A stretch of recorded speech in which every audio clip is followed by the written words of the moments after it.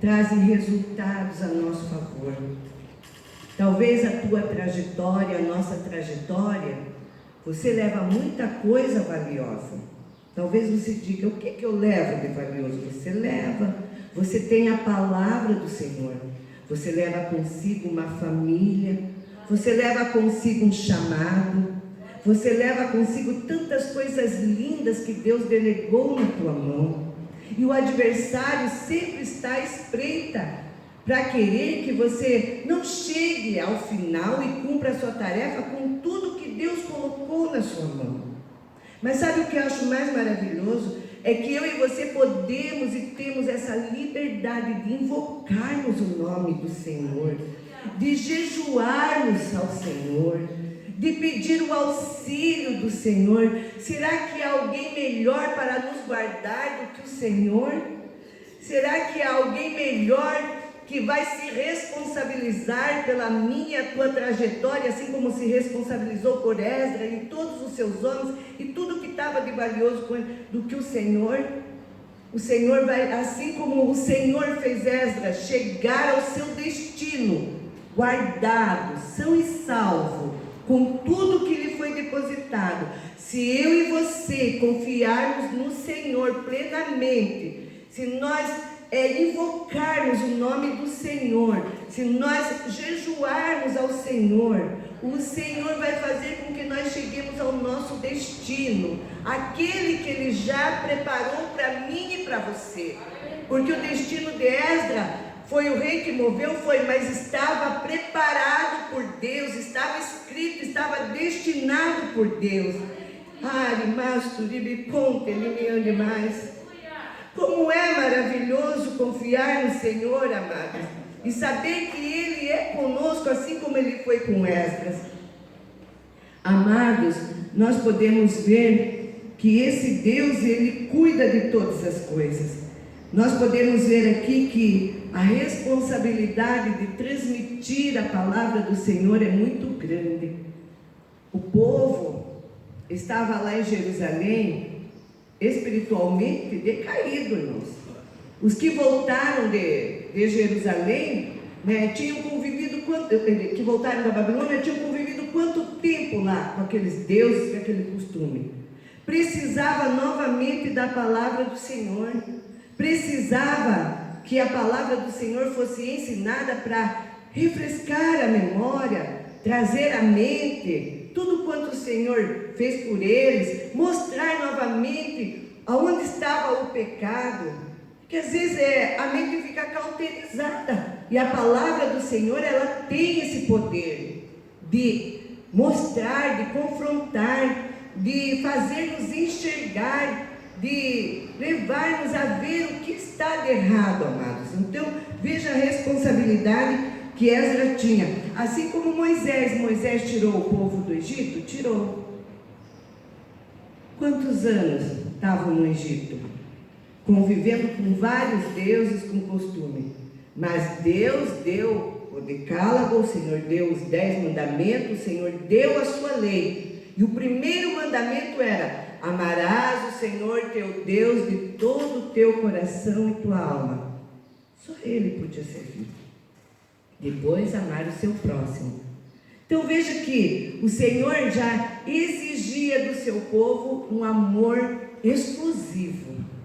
O Senhor não aceita ser dividido. Então Deus estava dizendo, lá vocês tinham muitos deuses, deuses da fertilidade, deuses disso, tinha tantos deuses. Mas agora eu tirei vocês do Egito. E agora o único Deus presente na vossa vida só tem que ser eu. O amor que vocês devem demonstrar, a fidelidade que vocês devem demonstrar, a adoração que vocês devem prestar é somente a mim. Então, amados, o Senhor, Ele vai usar a sua palavra para resgatar os parâmetros na vida do homem e da mulher, do seu povo. Estava lendo aqui, nesse subsídio didático, que no Samuel não foi diferente. Quando Samuel, ali aquele menino, vai ficando ali no templo, vai sendo instruído, ele pegou ali Israel, num momento bem difícil, corrompido em todos os sentidos. Mas Deus usa o profeta Samuel para levar ao povo ao conhecimento da palavra do Senhor. Então, em cada tempo, Deus tem alguém preparado para nos ajudar, para nos ensinar, para nos orientar, para dar o entendimento que seu povo precisa.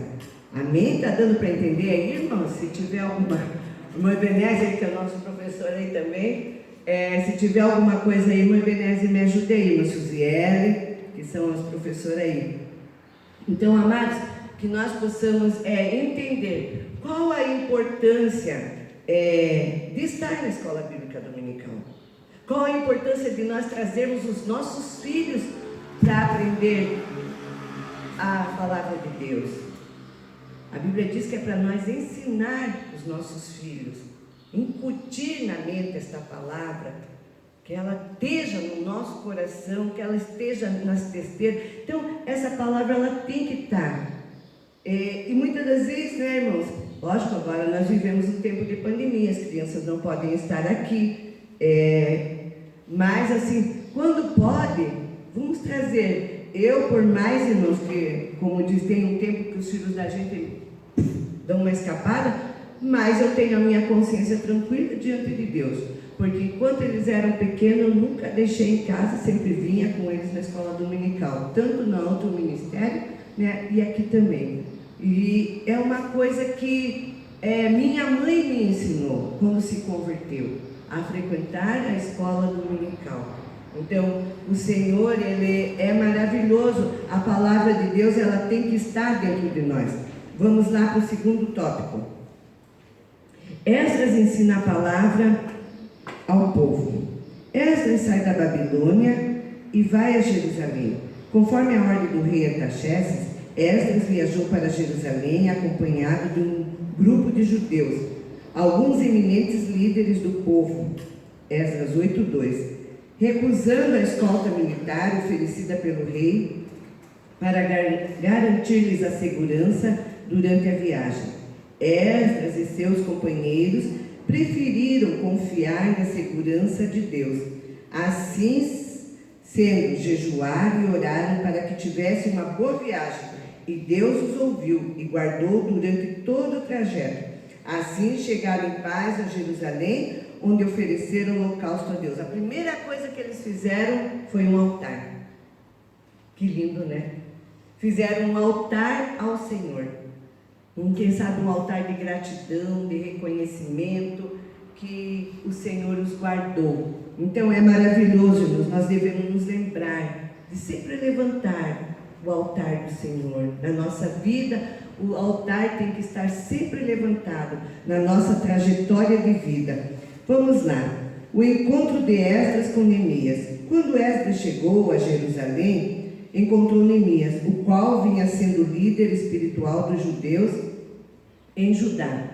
Posto a par da situação, Neemias uniu-se a Esdras na tarefa para a qual este havia sido enviado. Ali ele se encontrou com o líder, Neemias, e ali os dois, amados, uniram as forças para fazer aquilo que aprazia o coração de Deus, para fazer aquilo que concernia, aquilo que estava carente de momento.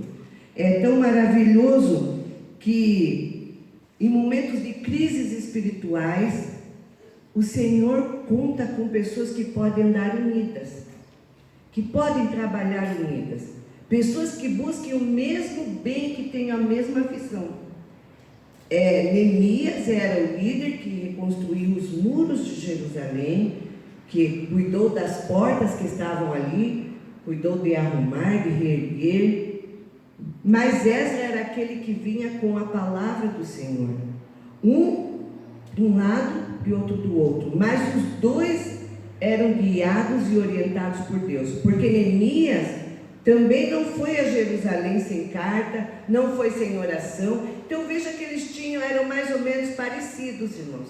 Os dois oravam ao Senhor, os dois tinham cartas, os dois estavam no mesmo propósito. Então nós precisamos estar unidos para ver a obra do Senhor crescer, né? Eu não tenho talento para aquilo, mas fulano tem, então vamos nos unir, você faz isso, eu faço aquilo. E o nome do Senhor será glorificado.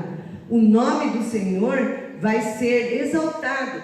E as pessoas vão ver o que Deus vai fazer, assim como o Senhor ia fazer lá. Vamos lá. Esdras ensina a palavra ao povo. Na festa dos tabernáculos, no dia 1º do mês 7º, houve santa convocação, como está escrito lá no livro de Levíticos 23, 34 e 35. O povo se ajuntou como um só homem diante da porta das águas. E Esdras trouxe o livro da lei, a lei de Deus, que foi lida ao povo desde a alva até o meio-dia. Havia sido construído um púlpito de madeira para aquele fim, e em pé, ao lado de Esdras, havia um grupo de 13 auxiliares. Ainda, está lá em Neemias 8,4, ainda cooperava um grupo de levitas, e o objetivo era fazer todo o povo entender o que estava sendo lido no livro da lei de Deus. Na festa do tabernáculo, o que era a festa do tabernáculo? É quando eles saíam das suas casas, montavam tendas ou cabanas, e eles relembravam o tempo que eles ficaram no deserto, montando tenda, desmontando tenda, relembravam o cuidado de Deus para com a vida deles. E era nessa festa, nesse dia, e Esdras levanta um púlpito de madeira. Imaginem, mas é um púlpito. Às vezes em alguma igreja a gente vai, não tem aqueles púlpitos de madeira, eu acho que o de lá, né, não sei como é que era, para ele ficar um pouquinho mais acima. E lá ele começou a explicar a palavra do Senhor. Nós vamos ler isso, irmãs, está registrado? Deixa eu achar aqui. Está registrado no livro de Neemias, né, que ele vai ler a palavra do Senhor, capítulo 8 lá, ó. Ele começa a ler a palavra do Senhor desde a manhã, desde a alva, bem cedinho, e vai até o meio-dia. Diz que o povo se uniu num só. Veja, o povo estava desejoso para querer ouvir a palavra do Senhor. Veja que não foram poucas horas, foi bastante tempo ouvindo a palavra do Senhor. Tem gente que não tem muita paciência para ouvir a palavra do Senhor, mas nós precisamos ter, irmãs, porque a palavra de Deus, ela é vida. A palavra de Deus, ela nos restaura, ela nos sara, ela produz coisas maravilhosas dentro de nós. Então eles estavam ali e Esdras começa a ler a palavra do Senhor. E como tinha algumas coisas em aramaico e o povo estava mais habituado com o hebraico, então tinha alguém que vinha e ajudava, junto com os levitas, a interpretar, junto com Esdras, ajudar a ensinar. Que disposição das pessoas, irmãos! Que coisa mais maravilhosa é saber, vamos usar aqui o exemplo do nosso pastor, do irmão Ebenezer, que é o superintendente, contar com alguém que possa auxiliar a ensinar. Está explicando aqui, igual uma classe. Quando você dá aula, você tem aquele aluno que tem uma dificuldade para compreender alguma coisa, não é assim, Suzy? Aí tem aquele aluno que é mais inteligente, já sabe mais um pouquinho. Ele pode ajudar aquele aluno que tem alguma dificuldade de compreender aquela matéria que está sendo dada. Assim é com as coisas de Deus. Nós precisamos aprender a palavra do Senhor para ajudar aqueles que ainda não têm aquele conhecimento da palavra do Senhor. Eu preciso aprender com alguém. Esses dias eu estava perguntando para alguém acerca de um texto da Bíblia que eu procurei e não achei lá no meu comentário. Então, nós precisamos, e é tão bom quando a gente encontra alguém que está disposto a sentar, a explicar. Olha, aqui esse texto quer dizer assim, ó, aqui não diz assim, você entendeu errado. Mas tudo com amor, com carinho, e vai ensinando a palavra do Senhor. E eles foram ensinando. Esdras foi lendo a palavra do Senhor, foi lendo aquilo que a lei de Moisés, provavelmente o Pentateuco, foi explicando, e o povo foi ouvindo, E o povo foi, a palavra foi trabalhando, foi trazendo contrição no coração, porque a palavra de Deus, ela produz isso. Foi confrontando eles com o pecado deles e promoveu ali, um aquebrantamento naquele povo, promoveu ali o arrependimento, promoveu ali a confissão de pecado e promoveu ali a adoração. Que poder que tem a palavra de Deus, amado. Vamos pensar como essa palavra é poderosa. Quando ela é pregada, como nós podemos ver aqui, pregada mesmo a palavra de Deus, amado. O povo foi atraído para ouvir a palavra de Deus. Nós precisamos, assim, eu penso comigo, de orar mais para que o povo tenha desejo de ouvir a palavra de Deus. Às vezes, como diz aí, em tantos lugares, tantas coisas querem atrair o povo para a igreja, mas essas coisas às vezes não trazem mudança, porque o que produz mudança, o que confronta é a palavra de Deus. Tem lugares que nós vamos, irmãos, ministrar a palavra do Senhor, e é tanto cântico, que eu já fui numa igreja que me deram 10h30 para pregar. E daí, como é que você vai pregar? Não vai pregar. Você vai ler e vai embora. Porque, irmãos, é uma verdade. O louvor prepara o coração para a palavra. Mas a palavra de Deus é a água que limpa, é o pão que sacia a nossa fome. É o próprio Deus falando conosco. Quando ela é pregada na direção do Espírito de Deus, quando ela é ensinada, como Esdras ensinou aqui o povo, nós às vezes, e eu sempre digo assim, a gente está no banco, está ouvindo a palavra de Deus, aqui seja quem estiver ministrando, você pode dizer, não foi, mas o ponto ainda Deus atinge você numa coisa.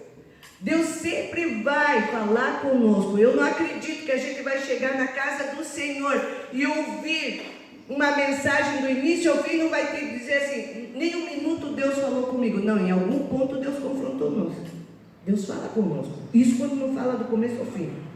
Então, irmãos, veja a importância da palavra, que hoje em dia, muitas das vezes, está sendo banalizada.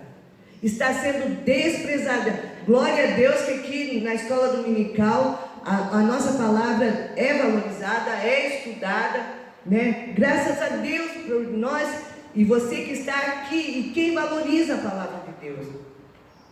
Porque esta palavra, ela faz isso. Imagina, eles foram confrontados. Quando eles foram confrontados, veio o aquebrantamento. É quando você sente Deus mexendo lá no profundo do coração.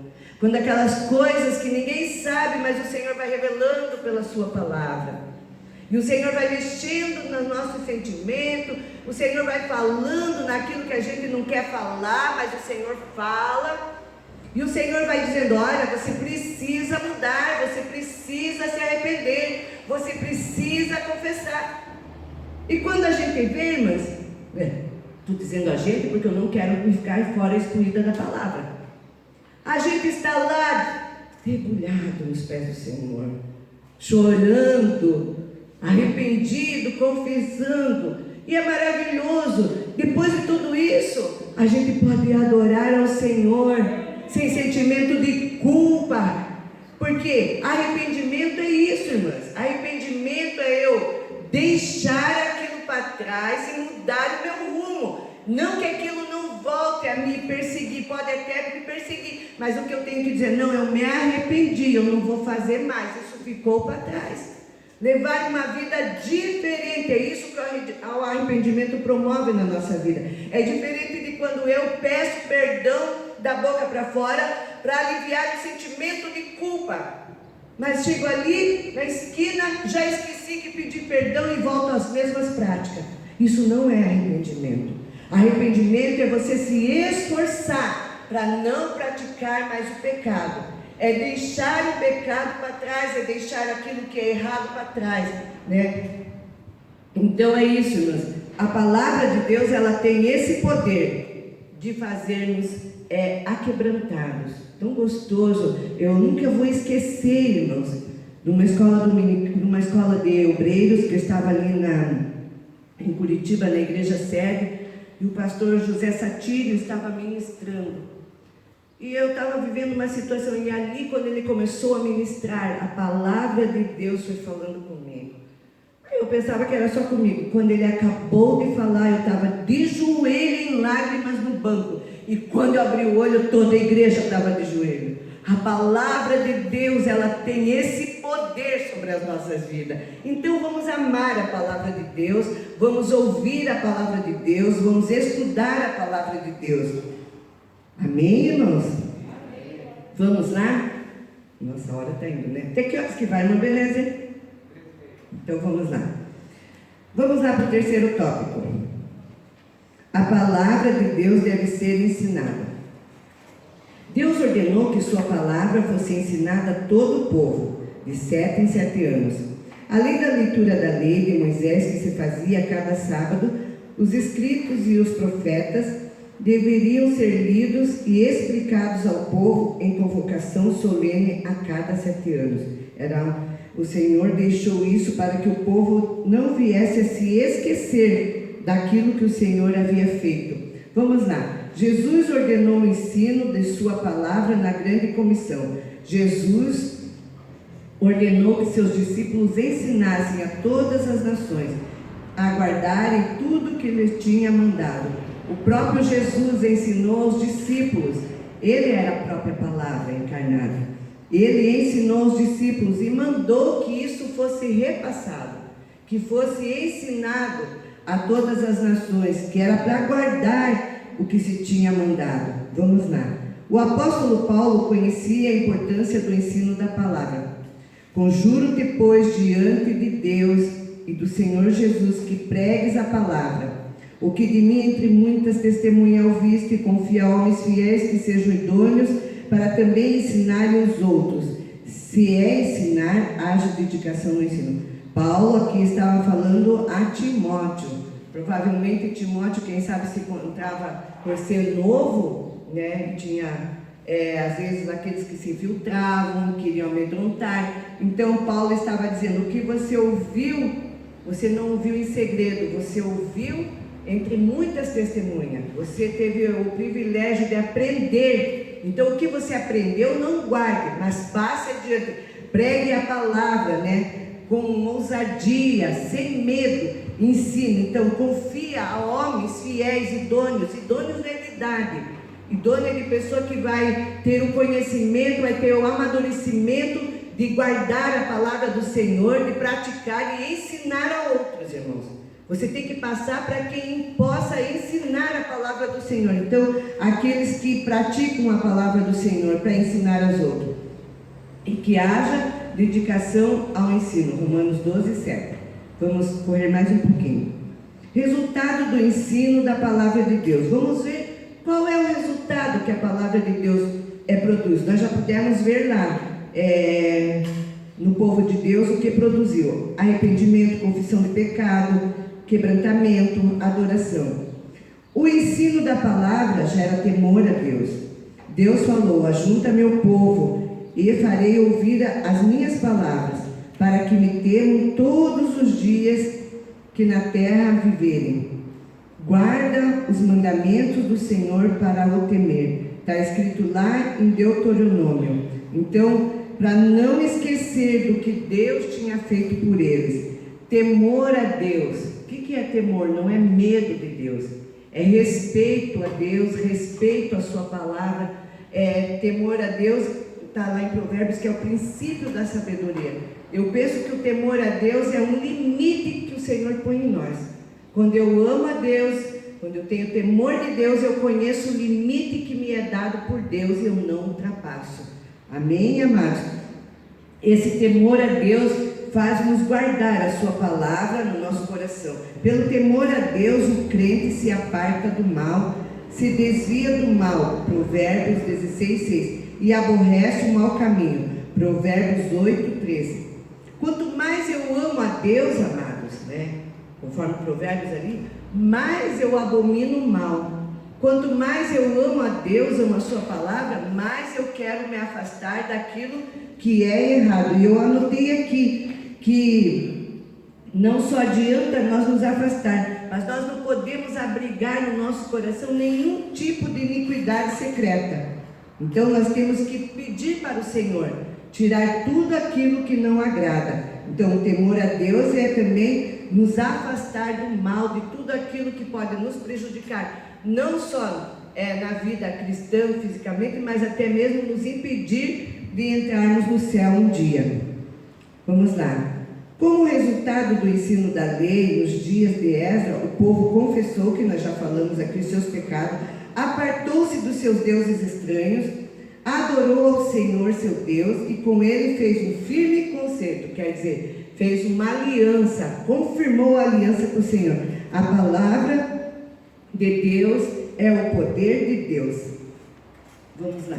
2. O ensino da palavra implanta normas espirituais no crente. Essas normas dão forma a manifestações da vida nova naquele que se converte, naquele que pela operação do Espírito de Deus passa a andar nos estatutos de Deus. Então aqui Ezequiel 36, 27, que o Senhor daria um novo coração. Um coração como? Voltado para Deus. Quando uma pessoa se converte, ela passa a conhecer a palavra de Deus. Então ela passa a ter uma transformação pelo Espírito Santo, que vai produzido pelo poder da palavra. A palavra tem esse poder de mudar as nossas vidas. Vejamos algumas dessas manifestações na nova vida de cristão. Irmãos, se nós olharmos para a nossa vida quando viemos para a casa do Senhor, e o que Deus fez é só pelo poder de Deus, pela palavra de Deus, através do Espírito Santo em nossas vidas. O crente é honesto a toda prova. Romanos 12, 17, 2 Coríntios. Alguém pode ler para mim Romanos 12, 17, Filipenses 4, 8? Se alguém puder ler aí. Quem tiver com a sua Bíblia aberta aí, vamos lá. Só para nós deixarmos marcadinho aí, para nós encerrarmos.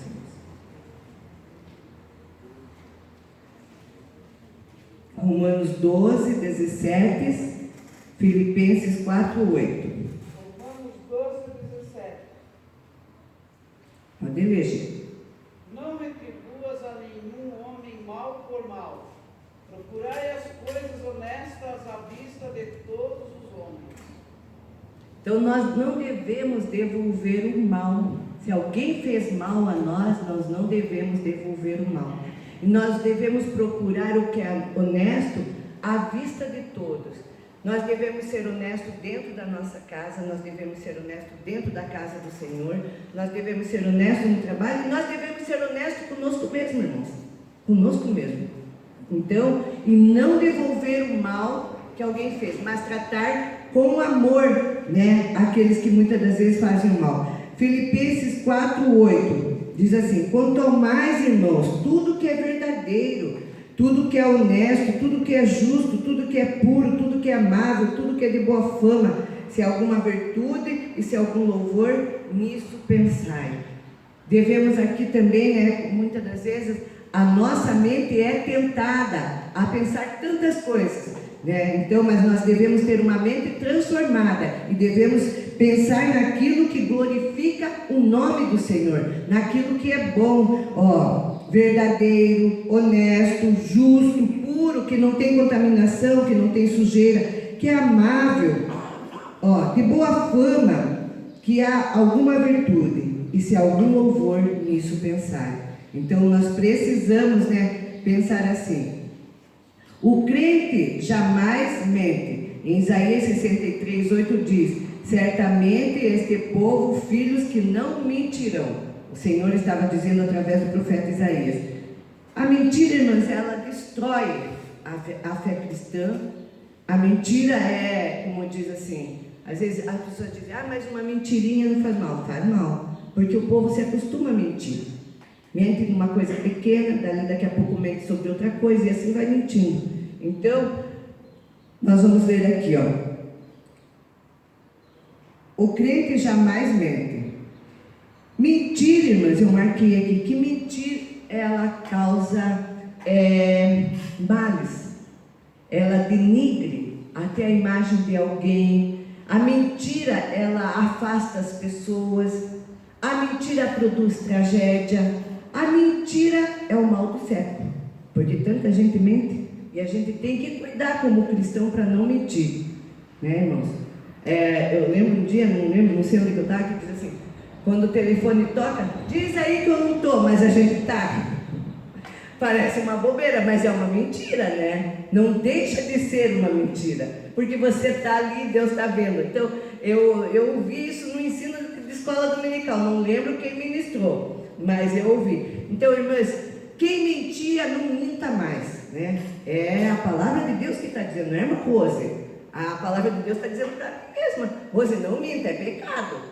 Mentira desagrada ao Senhor, e o pai da mentira é o diabo. Diz que o teu pastor Reginaldo dizer que a única coisa que ele criou, que é dono, é a mentira. Então, irmãs, mentir quem mentia não mente mais.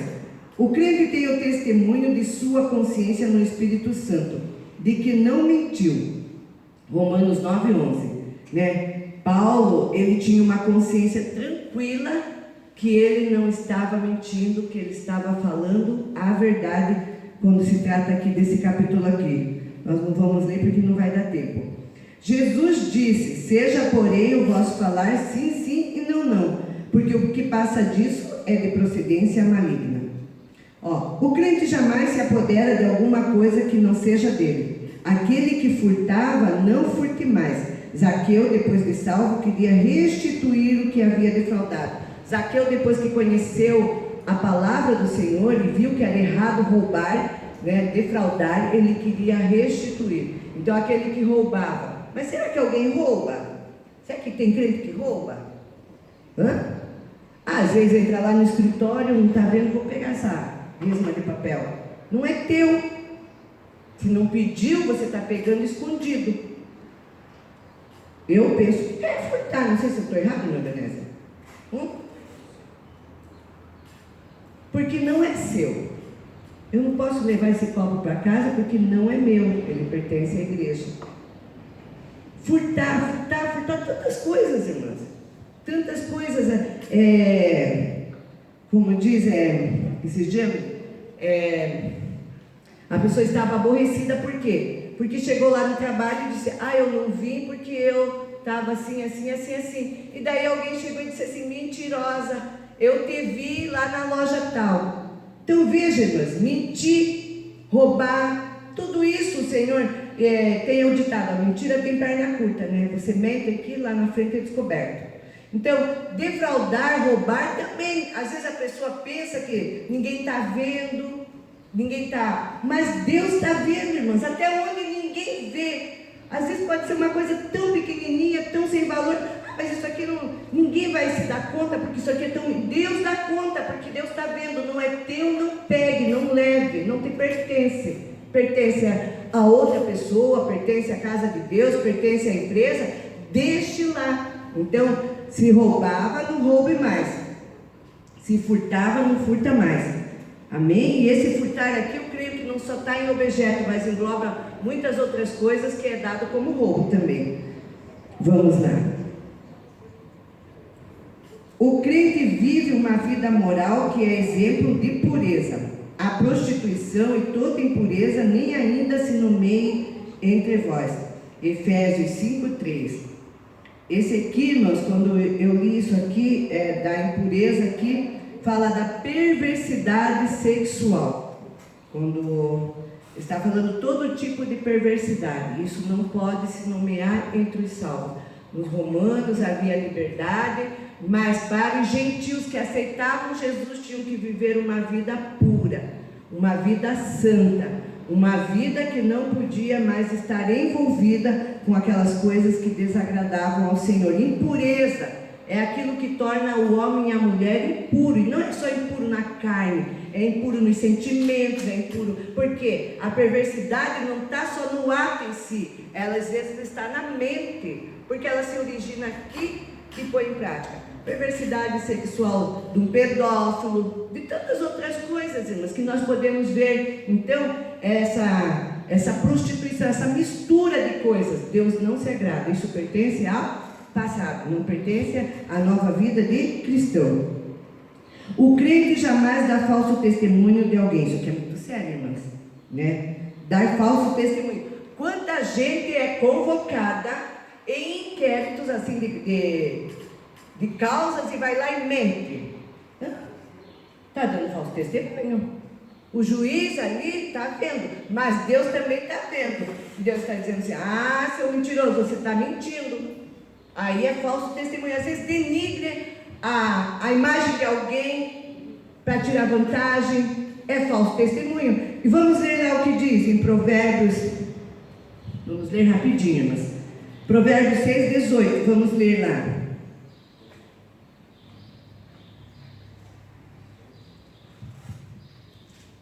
Quem achou pode ler. Provérbios 6:18, daquele que diz as 6 coisas lá. Até nós temos esses dias, né? Achou, Suzy? 6:18.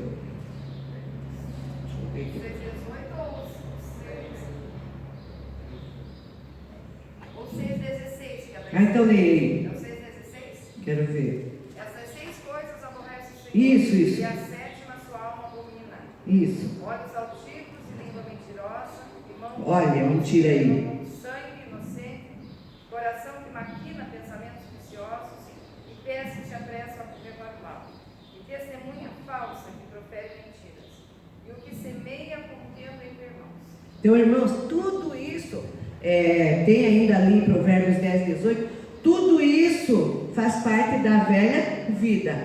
Nós, pela palavra, nós temos que pedir a Deus, né? Quando nós lemos a palavra, o Espírito Santo vai trabalhando. Quando você vai falar alguma coisa que não é verdade, o Espírito Santo já vem falar com você: ó, isso não é verdade. Mas Jesus, não deixa falar, ponha que o teu anjo me livra de não falar, porque você não falando, você não vai pecar, não vai transgredir a palavra do Senhor. Falso testemunho, eu li aqui: não conhece os detalhes das coisas, não fala com a pessoa para saber o que é certo e difama a pessoa. Então, quer dizer, vem e conta uma história da Geni, eu não sei a história dela, não vou ter com ela para saber se é verdade, e eu saio espalhando o mal para todo mundo. Então, eu estou dando um falso testemunho se aquilo não é verdade. Eu estou difamando ela também. Então, isso, irmãs, faz parte do velho homem. O homem que era vivo na carne, mas agora esse homem vivo no Espírito, pela palavra de Deus, ele tem que ter um domínio próprio. Ele não pode mentir, ele não pode semear contenda, ele não pode maquinar pensamentos viciosos, ele não pode se apressar para correr para o mal, não pode testemunhar falsamente, então, nem semear contenda. Então, irmãos, é séria a palavra do Senhor. Então, tudo isso nós estamos vendo aqui.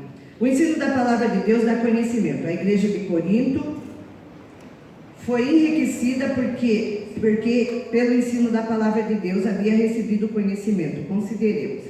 O conhecimento consolida a força, porque pelo conhecimento podemos saber o que nos é dado gratuitamente por Deus. Essa graça de conhecer a palavra de Deus, de termos Jesus como Senhor e Salvador da nossa vida, termos uma vida transformada. Pelo conhecimento da verdade, podemos alcançar plena libertação. Conhecereis a verdade e a verdade vos libertará, diz a palavra do Senhor. Pelo conhecimento, podemos saber que Deus quer que todos os homens venham ao conhecimento da verdade.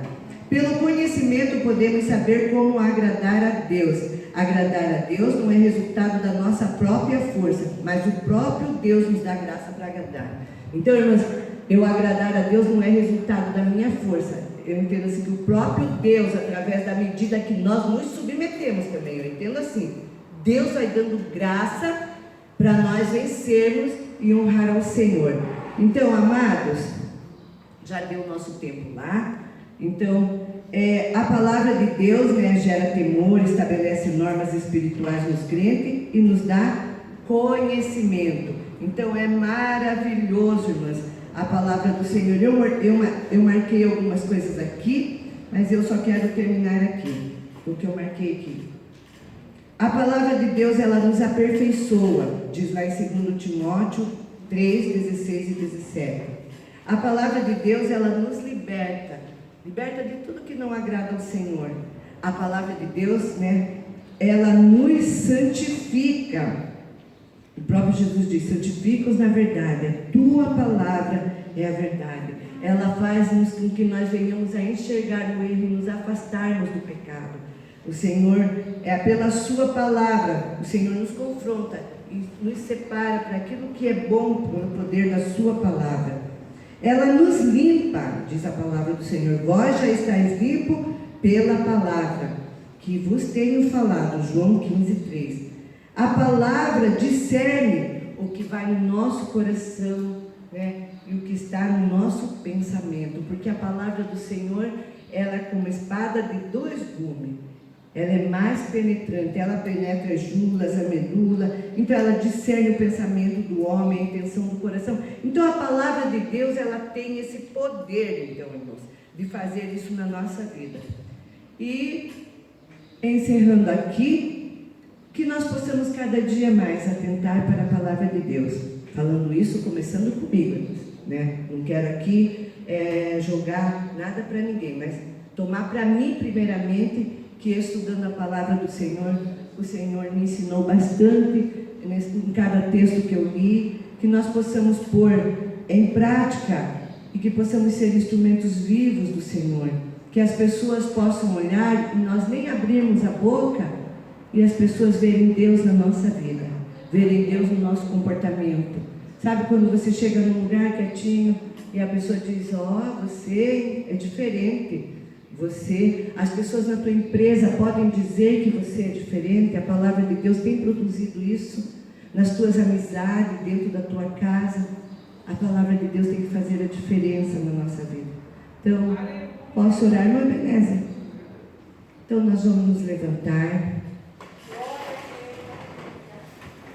Vamos propor no nosso coração nesta manhã, né? Abrir o nosso coração. E como Esdras fez, buscar mais da palavra de Deus, pôr em prática e ensinar a palavra do Senhor. Se eu me propor desta forma e você se propor, o que vai acontecer com a nossa igreja? Vai haver um verdadeiro avivamento, porque o pecado não vai ficar. As pessoas vão começar a se arrepender, a se voltar para Deus, a confessar o pecado. O avivamento genuíno vai vir. Não é um avivamento só de barulho, irmãos. É aquele avivamento que dá sede da palavra, que dá sede de ganhar alma. O avivamento que dá desejo de estar no culto da escola dominical, no culto de ensino, no culto de oração. Avivamento que faz a diferença. Avivamento que faz com que você oferte, com que você dê o dízimo, porque aqui está tudo isso aqui na palavra de Deus, nessa lição. Que tudo isso eles fizeram quando eles ouviram a palavra do Senhor. Então o verdadeiro avivamento só vai vir quando nós dermos lugar para a palavra de Deus, quando o arrependimento tomar conta do nosso coração e haver mudança dentro de nós. Então a igreja do Senhor será inflamada e nós vamos impactar aquelas pessoas que estão do nosso lado.